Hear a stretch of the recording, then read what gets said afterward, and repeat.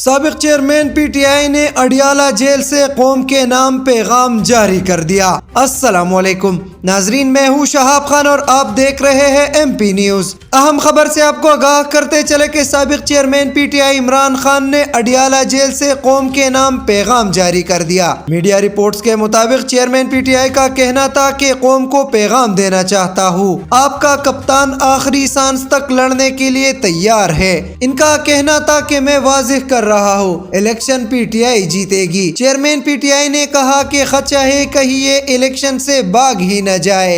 बहुत शुक्रिया। मजीद खबरों और अपडेट्स के लिए देखते रहिए एमपी न्यूज। एमपी न्यूज सवाल समेत मुल्की और गैर मुल्की खबरें आप तक पहुंचाए सबसे पहले।